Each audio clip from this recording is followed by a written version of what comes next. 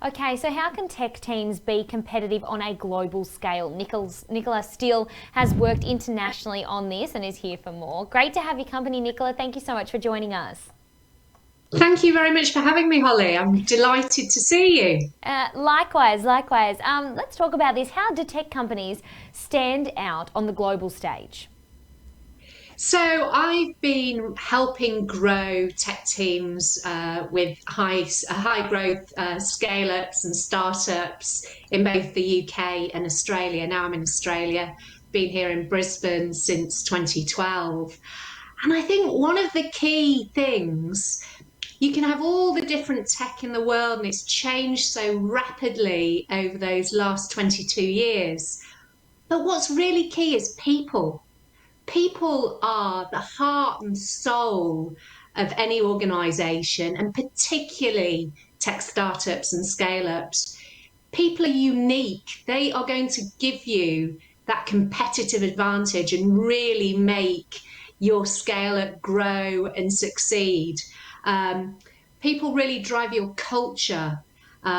So you can have have all the technical skills in the world, but if you've got a massive ego, you're what they like to say in Silicon Valley, a brilliant jerk, then you're just going to ruin the culture and actually the success of the tech startup and scale up as well. And I've seen this, as I say, both in the UK and also in Australia as well.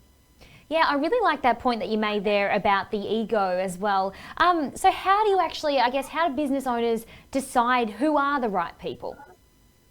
That's a really great question. So, um, as a recruiter, that's one of the things that I establish during the process when I'm interviewing them myself. It's the way that people behave as well. Not just with the person that's interviewing them. So, for example, how they treat the receptionist, how they treat people generally is very indicative of what they're going to be like when they're in a team environment as well. And you can ask competency based questions. So, for example, when people really make themselves the hero of the piece, the savior of the project, not necessarily a brilliant jerk, but possibly somebody who isn't a great team player, that's going to be that collaborator and that communicator that you really need in a small tech startup and eventually scale up team. Yeah, super interesting, isn't it? And I mean, also, diversity is also an important key factor as well when we're talking about team environments as well. Yes, this is one of my favourite subjects, Holly. So I was at an event recently, the ACS, Australian Computer Society, and Deloitte Digital Pulse launch. And that really looks at the whole technical landscape in Australia. Um, so just under half the workforce across Australia are women, but in tech, it's only 29%. In terms of older workers, so those aged over 55, only 9% of the tech workforce. Um, this is an extremely scary stat, I think, that it will take 66 years. So, if my maths is correct, it will be 2087 before we've reached gender parity in the tech workforce in Australia if we continue at the current rate.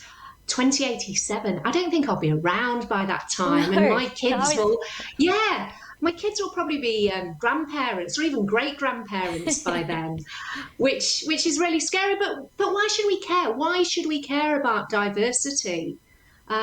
Diversity can make a team so amazing. So the customer base, for example, isn't going to be white males aged 25 to 35. It's going to be much more diverse than that. So you want to be talking to your client base. Also, diversity of thought as well. Um, it creates more innovation, more creativity. And if all you're really interested in is the bottom line, then it increases financial performance as well.